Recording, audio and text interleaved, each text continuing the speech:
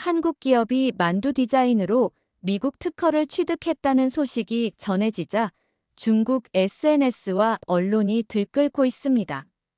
하지만 이번 논란은 처음이 아닙니다. 김치 한복, 불고기 등등 한국 문화의 정체성을 둘러싼 논쟁은 이미 오래되었습니다. 작은 만두 하나가 어떻게 국가 간 문화 전쟁으로 번졌을까요?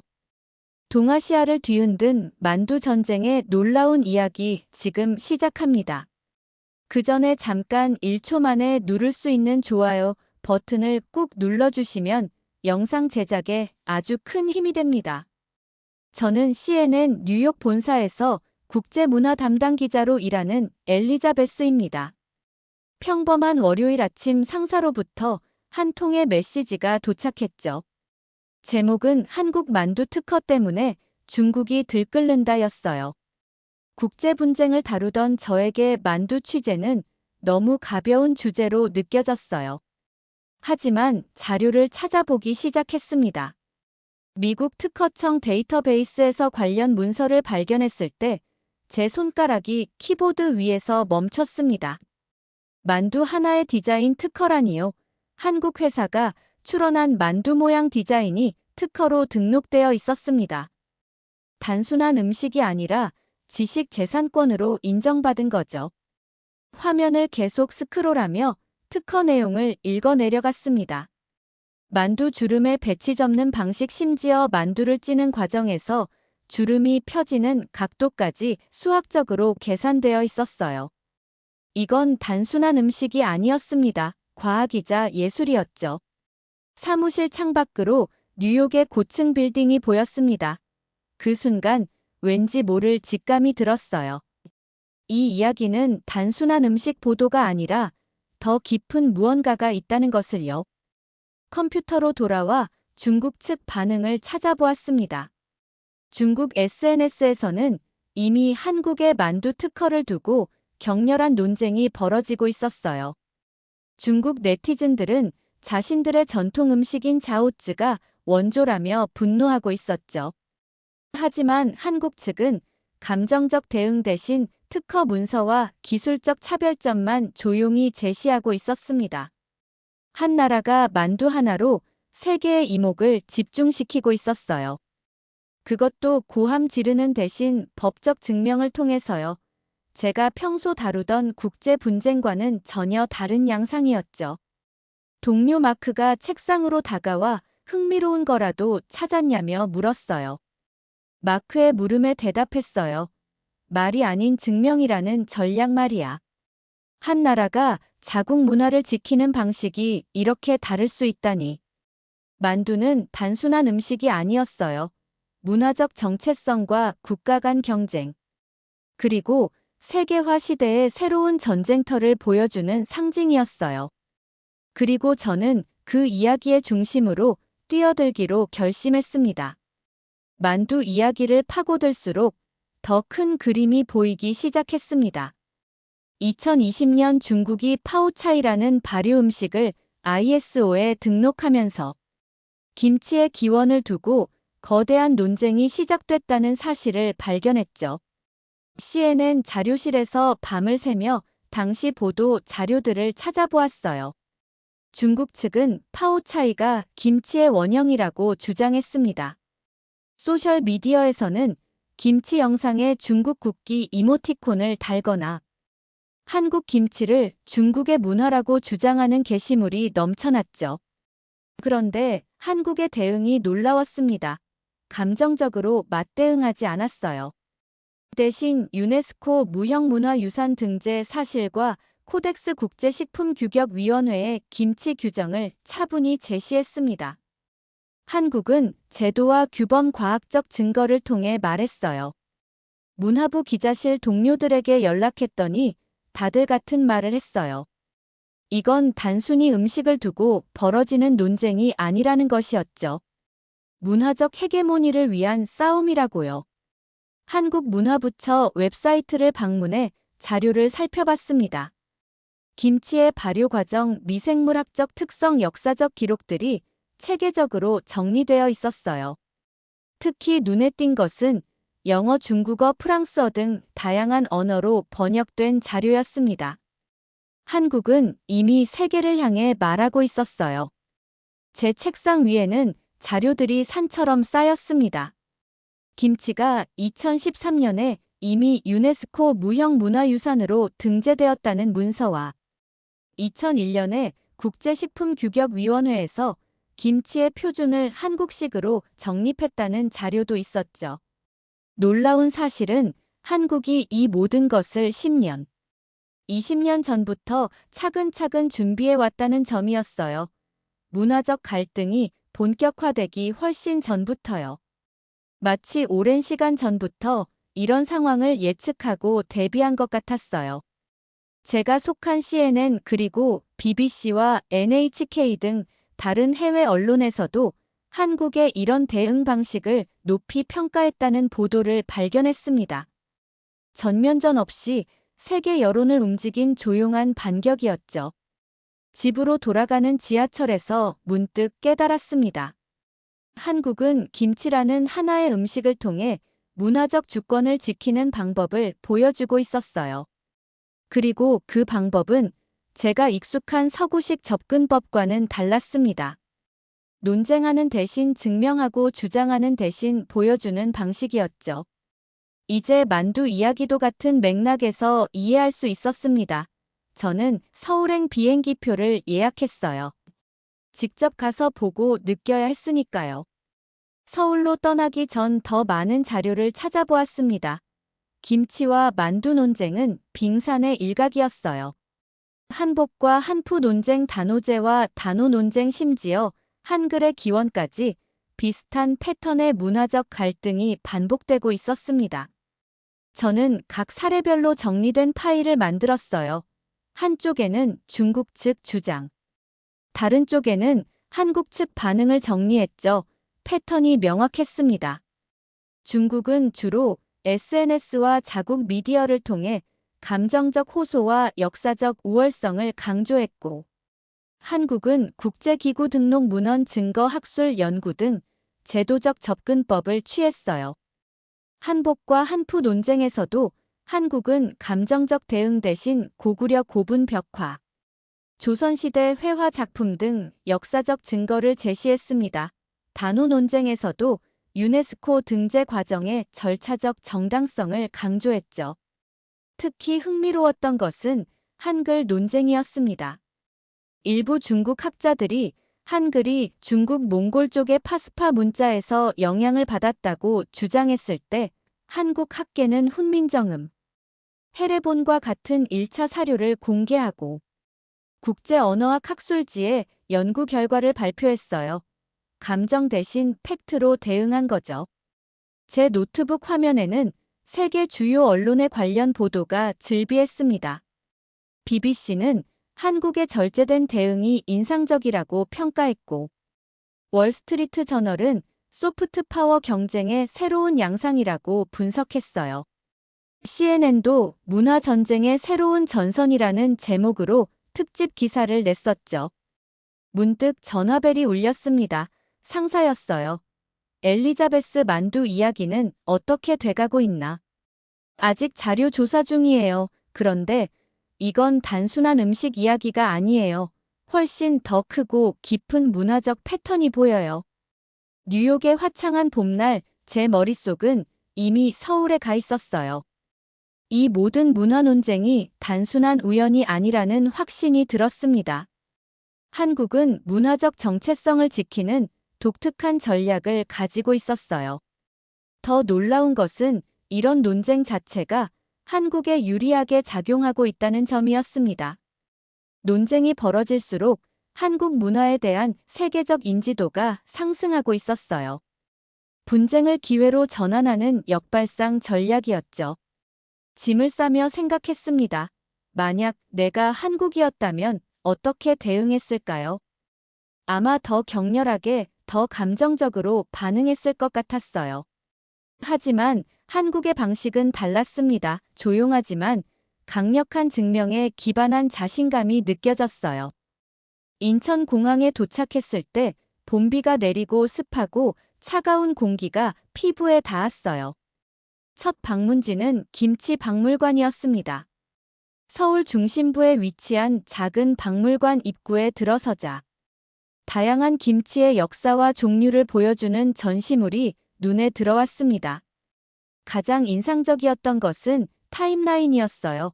고조선 시대부터 현재까지 김치의 진화 과정이 문헌과 유물로 증명되어 있었습니다. 박물관 큐레이터인 박지현 씨가 저를 맞아주었어요. CNN에서 오셨군요. 어떤 부분이 궁금하신가요? 저는 솔직하게 물었습니다. 중국과의 김치 논쟁에 대해 어떻게 생각하세요? 왜 한국은 그렇게까지 조용한가요? 박지현 씨의 미소가 인상적이었습니다.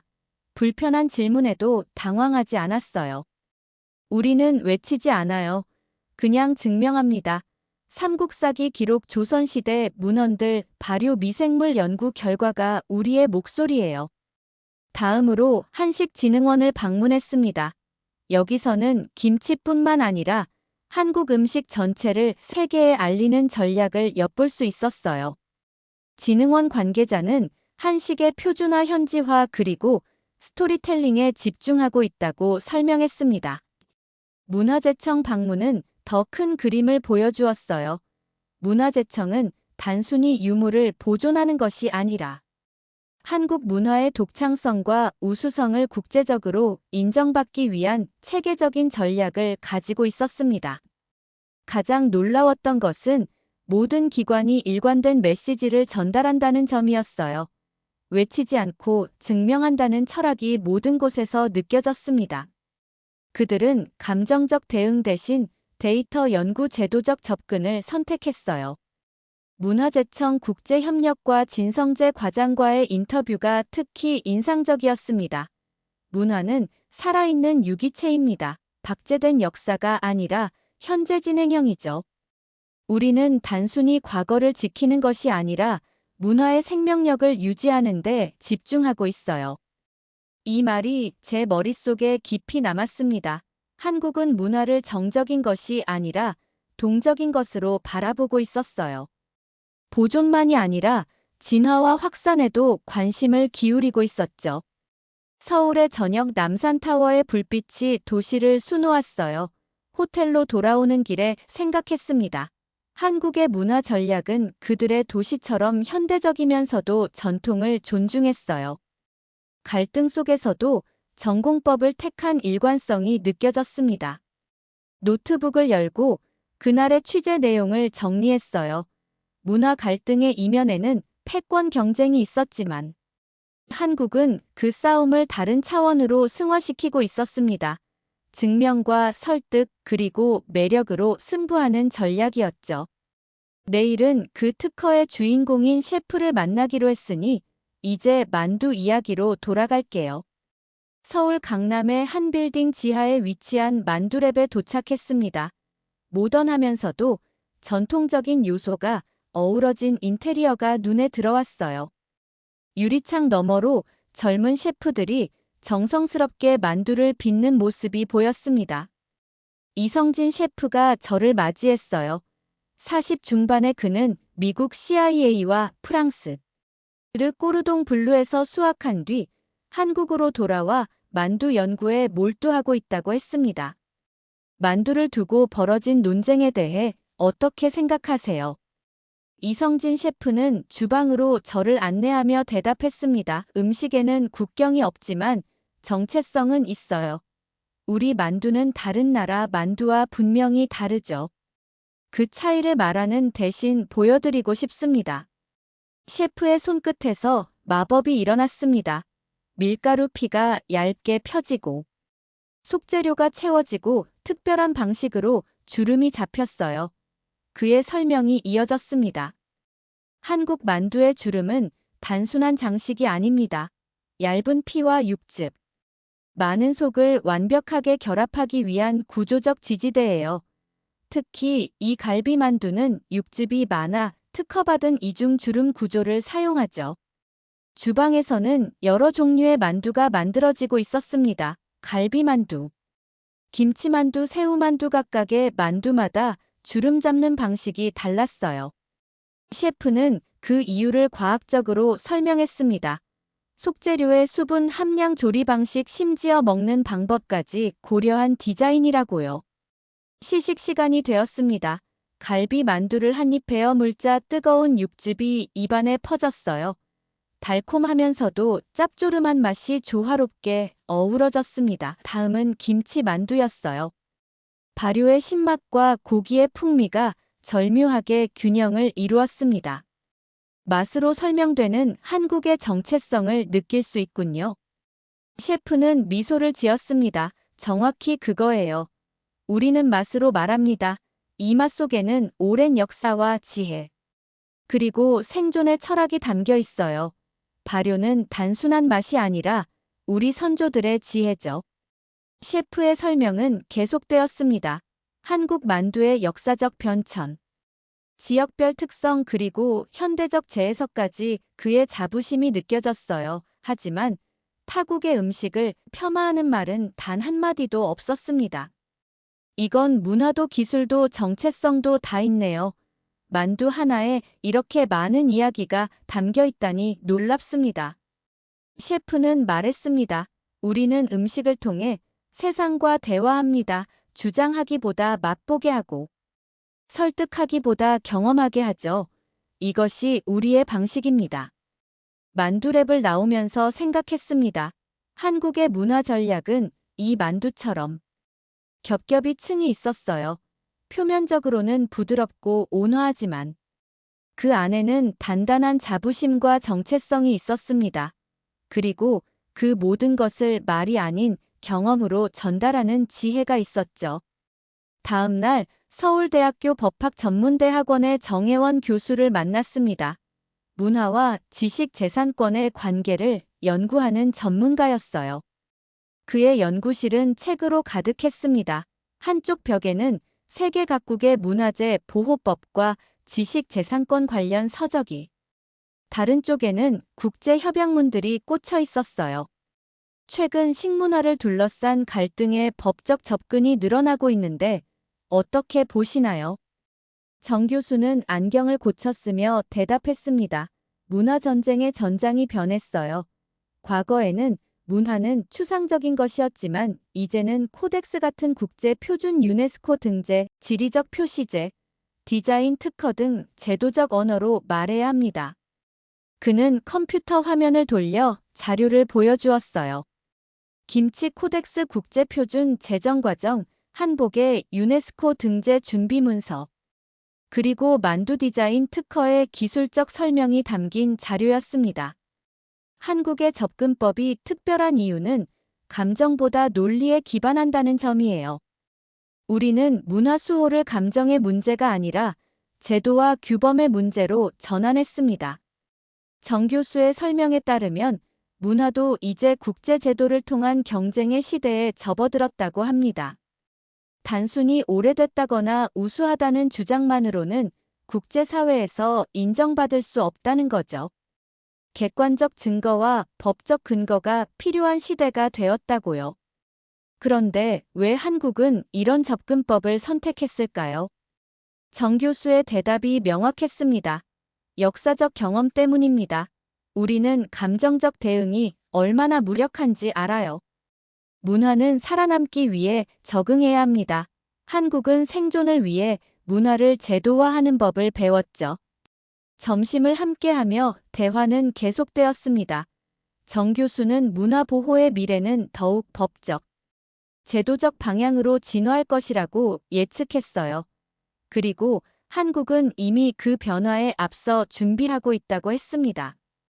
문화도 등록되고 보호되는 시대라니 생각해보면 정말 새로운 개념이네요. 정 교수는 고개를 끄덕였습니다. 맞아요. 이제 문화는 추상적 자부심이 아니라 구체적 자산이 되었습니다. 그리고 자산은 보호받아야 하죠. 인터뷰를 마치고 나오면서 생각했습니다. 한국은 감정 대신 법과 논리로 문화 영토를 지켜내고 있었어요. 그들의 전략은 단순한 방어가 아니라 국제 규범 자체를 자국에 유리한 방향으로 설계하는 것이었습니다. 문화 강국의 새로운 정의를 보는 것 같았어요. 취재의 마지막 날 흥미로운 제보를 받았습니다. 2018년 상하이 국제식품 박람회에서 있었던 일화였어요. 당시 박람회에 참가했던 한국 음식 관계자를 만나기 위해 송파구에 있는 사무실을 찾았습니다. 김민석 대표는 식품 수출 전문가였어요.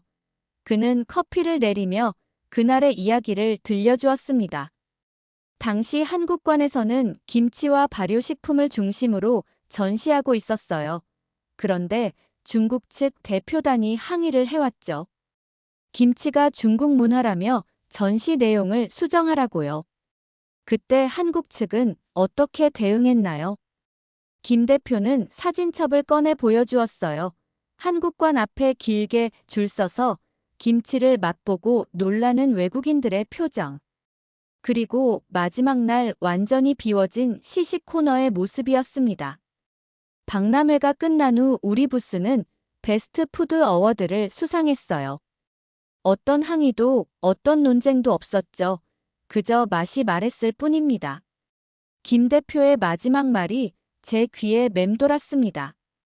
엘리자베스 씨, 한국은 싸우지 않았어요. 그러나 이겼습니다. 우리의 방식으로요. 이 말이 제 취재의 모든 퍼즐을 맞추는 열쇠였습니다. 한국은 음식 하나로 문화적 외교 전략을 펼치고 있었어요. 주장이 아닌 경험으로, 언쟁이 아닌 품격으로 세계를 설득하고 있었죠. 호텔로 돌아오는 택시 안에서 기사를 구상했습니다. 만두와 김치를 둘러싼 논쟁은 표면적 현상에 불과했어요. 그 아래에는 문화적 정체성을 지키고 확장하는 한국과의 정교한 전략이 있었습니다. 뉴욕으로 돌아온 후 취재 내용을 정리하며 방송 대본을 작성했습니다. 모니터에는 서울에서 찍은 사진들이 펼쳐져 있었어요. 만두 주름을 잡는 셰프의 손길, 김치 박물관의 타임라인, 법학 교수의 진지한 표정, 그리고 푸드 엑스포의 북적이는 한국관. 스튜디오에서 리허설을 마치고 나오는데 프로듀서가 다가왔습니다. 엘리자베스, 좋은 취재야 하지만 너무 한국 편을 들지는 마. 우리는 중립을 지켜야 해. 물론 저는 기자였고 중립성은 중요했어요. 하지만 제가 본 것은 한국이 문화를 지키는 방식이었죠. 그들의 전략과 철학은 객관적 사실이었습니다. 방송 시간이 다가오자 화장실에 들어가 거울 속 제 모습을 바라보았어요. 고뇌 끝에 마음을 정했습니다. 나는 기자고 이건 진실이다. 내가 본 것을 그대로 전달하는 것이 내 의무다. 카메라 앞에 섰습니다. 붉은 불이 켜지고 방송이 시작되었어요. 저는 최대한 감정 없는 톤으로 정확한 사실을 전달하기 시작했습니다. 오늘 저희가 다룰 이야기는 만두 한 접시에서 시작됩니다. 그러나 이는 단순한 음식 이야기가 아닙니다. 문화적 정체성과 국가 간 경쟁, 그리고 국제관계의 새로운 양상을 보여주는 사례입니다. 객관적 사실들, 만두 디자인 특허의 내용, 김치 코덱스 국제 표준의 의미, 한국의 문화 보호 전략과 그 효과, 그리고 현장 취재에서 본 모든 것들을 있는 그대로 전달했어요. 한국은 문화 분쟁에서 새로운 패러다임을 보여주고 있습니다. 감정이 아닌 제도, 주장이 아닌 증명, 그리고 갈등이 아닌 경험을 통해 세계를 설득하고 있습니다. 이것은 소프트 파워의 새로운 형태이자 글로벌 시대의 문화 외교의 혁신적 모델입니다. 방송이 끝나고 스튜디오를 나오는데 동료들이 박수를 쳤습니다. 프로듀서도 고개를 끄덕였어요. 제가 선택한 진실이 모두에게 전달된 순간이었습니다. 제가 전한 이야기가 어떤 파장을 일으킬지 궁금했어요. 저는 기자로서 진실을 선택했고 그것이 옳았다는 확신을 가졌습니다. 방송 이후의 반응은 예상을 뛰어넘었습니다. 이메일함은 시청자 반응으로 넘쳐났고 소셜미디어에서는 한국 문화에 대한 관심이 폭발적으로 증가했어요. CNN 공식 유튜브에 올라간 영상은 일주일 만에 1200만 조회수를 기록했습니다. 뉴욕 맨해튼의 한국 식당들에 갑자기 예약이 몰렸다고 합니다. 특히 만두와 김치를 찾는 손님들이 급증했다고 해요. 미국뿐만 아니라 유럽에서도 한국 음식에 대한 수요가 폭증했다는 보도가 이어졌습니다. 더 놀라운 것은 학계와 전문가 집단의 반응이었어요. 파리 소르본 대학에서는 음식 문화와 국가 정체성에 관한 학회에 저를 초청했고, 뉴욕 푸드 포럼에서도 연사로 불렀습니다. 문화적 갈등 해결의 새로운 모델로 한국의 사례가 주목받기 시작한 거죠. 소셜미디어에서는 해시태그 KOREANWAY라는 해시태그가 트렌드가 되었습니다. 사람들은 갈등을 해결하는 한국의 방식, 말이 아닌 증명 주장이 아닌 경험에 감탄하고 있었어요. CNN 사무실에 출근했을 때 상사가 저를 불렀습니다. 엘리자베스, 내 리포트가 큰 반향을 일으키고 있어 후속 시리즈를 제작하자. 한국 문화의 다른 측면들도 다뤄보는 건 어떨까? 저는 미소를 지으며 고개를 끄덕였습니다. 한국에서의 경험이 단순한 취재를 넘어 더 큰 무언가가 되어가고 있음을 느꼈어요. 한국의 문화는 이제 변방이 아닌 새로운 중심으로 부상하고 있었어요. 그리고 그 중심에는 만두 한 접시, 김치 한 그릇과 같은 작은 음식들이 있었습니다. 말없이 세상을 바꾸고 있는 작은 음식들이요. 창밖으로 보이는 뉴욕의 밤하늘에 별이 빛났습니다. 문화는 이제 조용히, 그러나 확실히 퍼져나가고 있었어요. 한국이 보여준 방식으로요. 다시 서울을 찾았습니다. 만두 특허 이야기로 시작된 취재가 이제 책으로 출간되기 직전이었어요. 남산타워 아래에서 이성진 셰프를 다시 만났습니다. 그는 여전히 만두를 빚고 있었죠. 이제 세계적으로 유명해진 그 만두를요. 나란히 서서 서울의 야경을 바라보며 셰프가 말했습니다. 이 작은 음식이 말해준 건 하나예요. 진짜 문화는 누가 먼저가 아니라 누가 지켜내느냐죠. 오늘의 사연 어떠셨나요? 여러분의 생각을 아래 댓글에 남겨주세요. 그리고 감동적인 사연을 주변 사람들과 공유하고 함께 이야기 나눠보세요. 구독과 좋아요, 알림 설정은 영상 제작에 큰 힘이 됩니다. 지금까지 한국인의 위상을 알려드리는 꼬레아 TMI였습니다. 오늘 하루도 행복한 하루 보내세요.